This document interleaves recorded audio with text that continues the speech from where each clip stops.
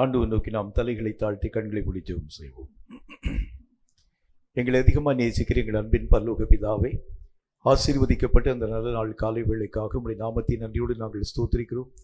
கர்த்தருடைய பெரிதான கிருபையும் இரக்கமும் எங்கள் மேல் பூர்ணமாய் விளங்கும்படி எங்களுடைய சகல பிரயாசங்களையும் ஆண்டவரே உம்முடைய நாமத்தினாலே உம்முடைய கரங்களுக்குள் நாங்கள் தாழ்த்தி ஒப்புக் கொடுக்கிறோம். நீர் எங்களோடு கூட இருந்து இயங்குகிறது. இனி வரக்கூடிய ஒவ்வொரு வேளையிலும் நாங்கள் பிரத்யட்சமாய் கண்டு உணரவும் உம்முடைய பரிசுத்தமுள்ள மகிமையை நாங்கள் எங்கள் வாழ்க்கையிலே கர்த்தாவை கண்ணார கண்டு உம் நாமத்தை மகிமைப்படுத்தவும் கிருபை தந்து ஆசீர்வதிக்க வேண்டும் என்று நாங்கள் வேண்டிக் கொள்கிறோம். கர்த்தருடைய கரங்களுக்குள் இனி வரக்கூடிய ஒவ்வொரு வேளையும் நாங்கள் தாழ்த்தி ஒப்புக் கொடுக்கிறோம். உம்முடைய சித்தம் எங்கள் மூலம் நிறைவாக்கப்பட நீரை கிருபை தந்து ஆசீர்வதிக்க வேண்டும் என்று இயேசு கிறிஸ்துவின் நாமத்தினால் வேண்டிக் கொள்கிறோம் எங்கள் பரிசுத்தமுள்ள நல்ல பிதாவே. ஆமென், ஆமென்.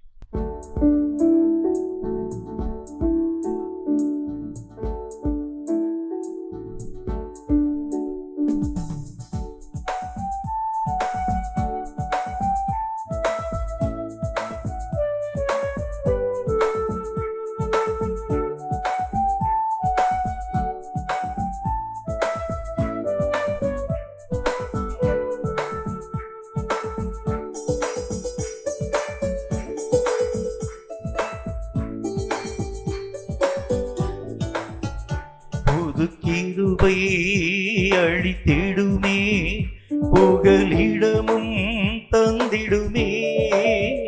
புது கிருபை அழித்திடுமே, புகலிடமும் தந்திடுமே. புது ஜீவன் புது பெலனும் எந்தன் இயேசுவே தந்திடுமே. புது ஜீவன் புது பெலனும் எந்தன் இயேசுவே தந்திடுமே. புது கிருபை அழித்திடுமே, புகலிடமும் தந்திடுமே. புது ஜீவன் புது பெலனும் எந்தன் இயேசுவே தந்திடுமே. புது ஜீவன் புது பெலனும் எந்தன் இயேசுவே தந்திடுமே.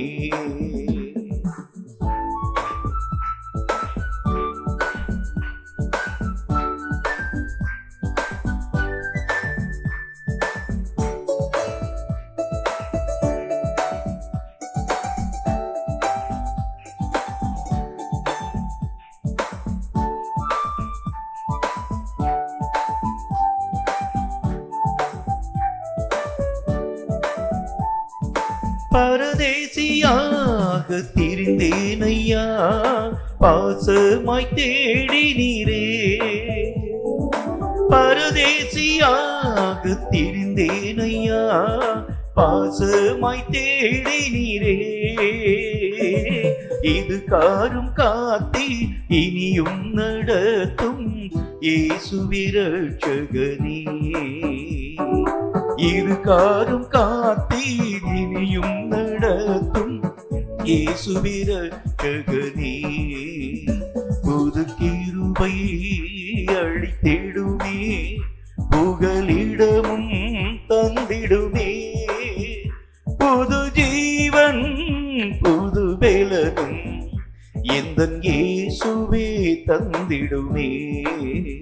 புது ஜீவன் புது பெலனும் எந்தன் இயேசுவே தந்திடுமே.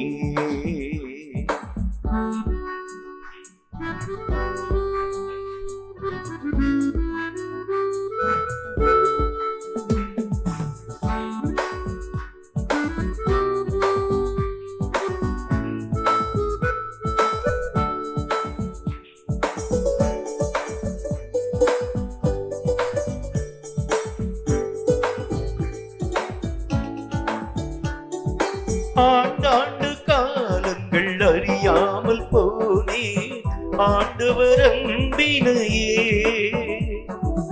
ஆண்டாண்டு காலங்கள் அறியாமல் போனே ஆண்டவர் அன்பினையே. வேண்டாதவைகளை விலக்கிடவே உந்தன் வழிதனை போதியுமே. வேண்டாதவைகளை விலக்கிடவே உந்தன் வழிதனை போதியுமே. புது கிருபை அழித்திடுமே, புகலிடமும் தந்திடுமே. புது ஜீவன் புது வேலனும் எந்தன் இயேசுவே தந்திடுமே.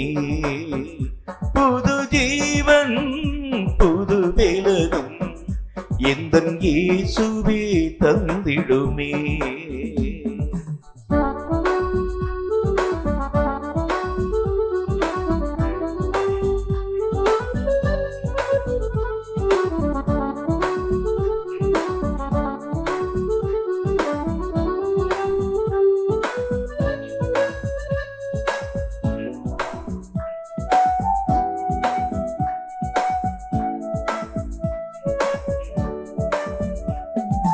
உம் சித்தம் செய்ய உம்மை போல் மாற வல்லமை தந்திடுமே.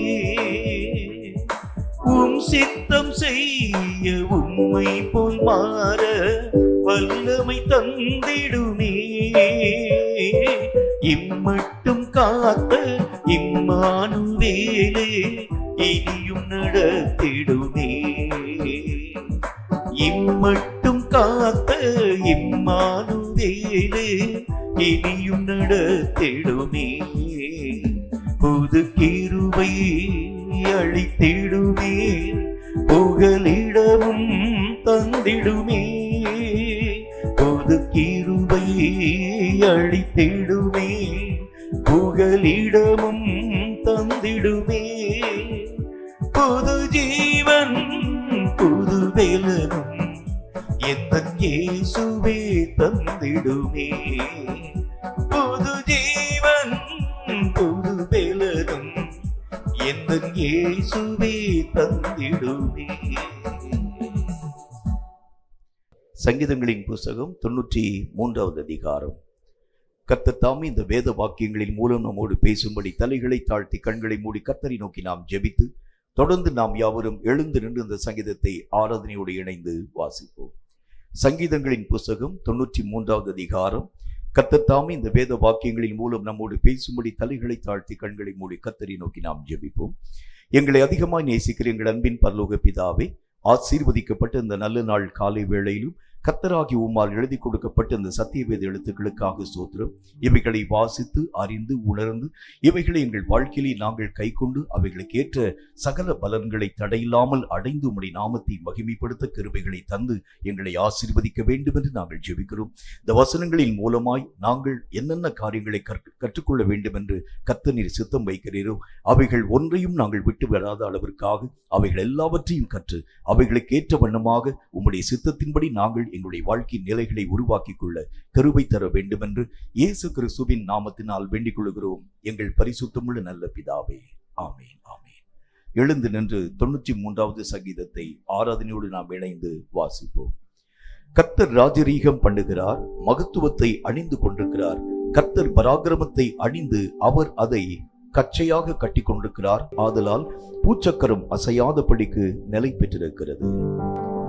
அல்லேலூயா, அல்லேலூயா, அல்லேலூயா, அல்லேலூயா, அல்லேலூயா, அல்லேலூயா, அல்லேலூயா, அல்லேலூயா.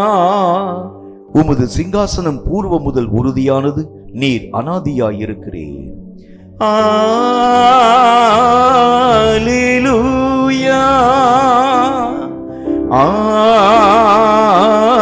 அல்லேலூயா,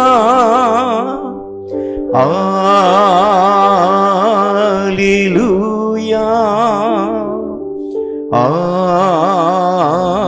அல்லேலூயா. கர்த்தாவே, நதிகள் எழும்பின, நதிகள் இரைச்சலிட்டு எழும்பின, நதிகள் அலைத்திரண்டு எழும்பின. அல்லேலூயா, அல்லேலூயா, அல்லேலூயா, அல்லேலூயா, அல்லேலூயா, அல்லேலூயா, அல்லேலூயா அல்லேலூயா. திரளான தண்ணீர்களின் இரைச்சலை பார்க்கிலும் சமுத்திரத்தின் வலிமையான அலைகளை பார்க்கிலும் கர்த்தர் உன்னதத்திலே வல்லமை உள்ளவர். அல்லேலூயா அல்லேலூயா அல்லேலூயா அல்லேலூயா. உமது சாட்சிகள் மிகவும் உண்மையுள்ளவைகள் கர்த்தாவே. பரிசுத்தமானது நித்திய நாளாக உமது ஆலயத்தின் அலங்காரமாய் இருக்கிறது. அல்லேலூயா அல்லேலூயா அல்லேலூயா அல்லேலூயா அல்லேலூயா அல்லேலூயா அல்லேலூயா அல்லேலூயா. நான் பயப்படும் நாளினிலே கர்த்தரை நம்பிடுவேன். நான் பயப்படும் நாளினிலே கர்த்தரை நம்பிடுவேன். என் கோட்டையும் மரணமாயிருக்க நான் அடைக்கலம் புகுந்திடுவேன். என் கோட்டையும் மரணமாயிருக்க நான் அடைக்கலம் புகுந்திடுவேன். நான் பயப்படும் நாளினிலே கர்த்தரை நம்பிடுவேன். நான் பயப்படும் நாளினிலே கர்த்தரை நம்பிடுவேன். உங்களில் இருப்பவர் பெரியவரே, பரிசுத்தமானவரே. உங்களில் இருப்பவர் பெரியவரே, பரிசுத்தமானவரே. அவர் காத்திடுவார் என்றும் நடத்திடுவார். அவர் காத்திடுவார் என்றும் நடத்திடுவார். நித்திய காலமெல்லாம் நம்மையே, நித்திய காலமெல்லாம். ஆமென் ஆண்டவரே, கரங்களை தட்டி. நான் பயப்படும் நாளினிலே கர்த்தரை நம்பிடுவேன். நான் பயப்படும் நாளினிலே கர்த்தரை நம்பிடுவேன். வெற்றி கொடி பிடித்திடுவோம், நாம் வீரநடை நடந்திடுவோம். வெற்றி கொடி பிடித்திடுவோம், நாம் வீரநடை நடந்திடுவோம். வெள்ளம் போல சாத்தான் வந்தாலும் ஆவிதானை கோடி பிடிப்பார். வெள்ளம் போல சாத்தான் வந்தாலும் ஆவிதானை கோடி பிடிப்பார். அஞ்சாதே என் மகனே, நீ அஞ்சாதே என் மகளே. அஞ்சாதே என் மகனே, நீ அஞ்சாதே என் மகளே. வெற்றி கொடி பிடித்திடுவோம், நாம் வீரநடை நடந்திடு. கரங்களை கட்டி. வெற்றி கொடி பிடித்திடுவோம், நாம் வீரநடை நடந்திடுவோம். விடுதலை நாயகன் வெற்றியை தருகிறார், எனக்குள்ளே இருக்கிறார். என்னே ஆனந்தம். விடுதலை நாயகன் வெற்றியை தருகிறாம். ஆண்டவரே, எனக்குள்ளே இருக்கிறார். என்னே ஆனந்தம். அவர் அன்பின் அபிஷேகத்தால் என்னை நிரப்பி நடத்துகின்றார்.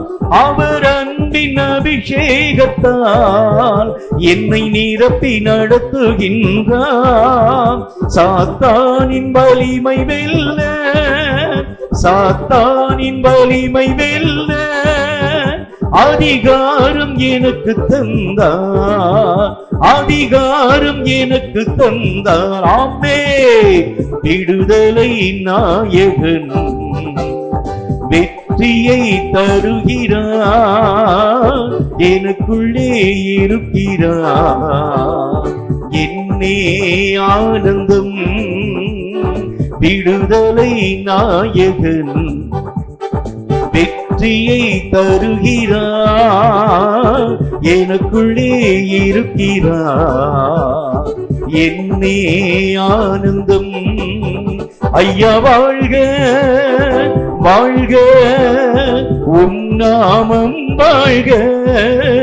ஐயா வாழ்க வாழ்க, உம் நாமம் வாழ்க.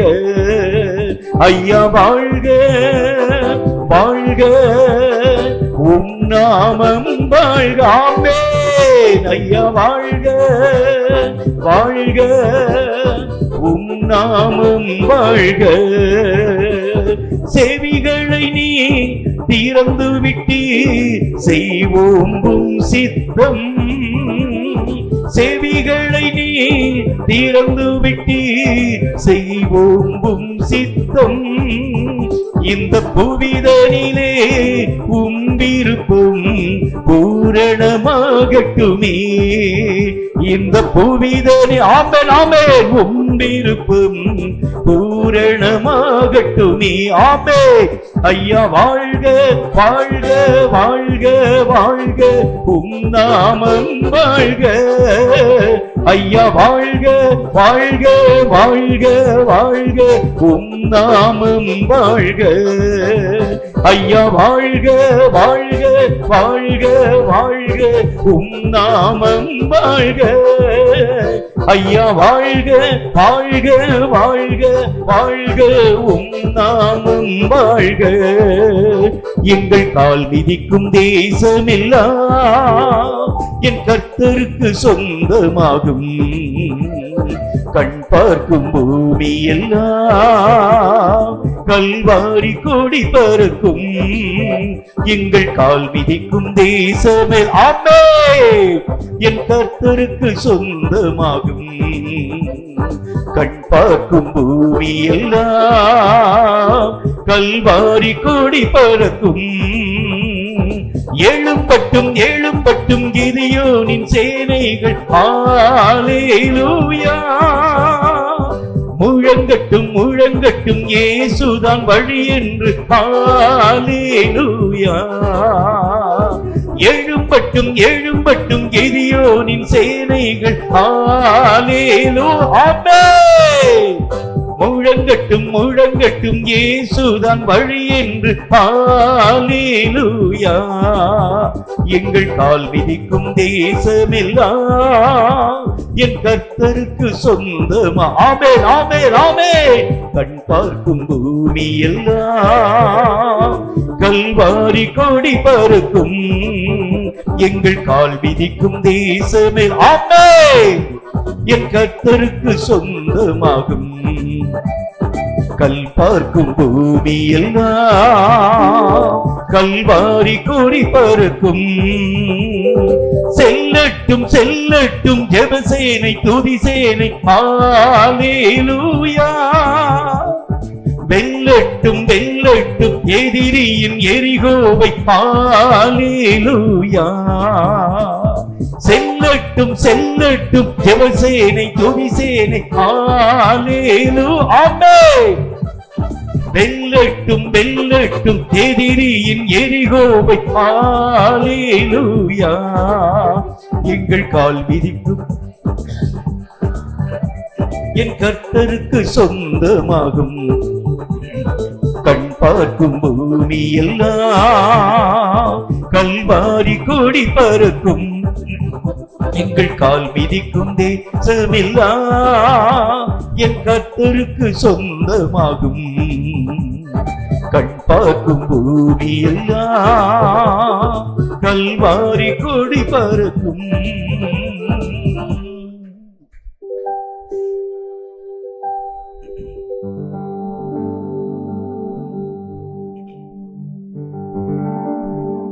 யோசனையில்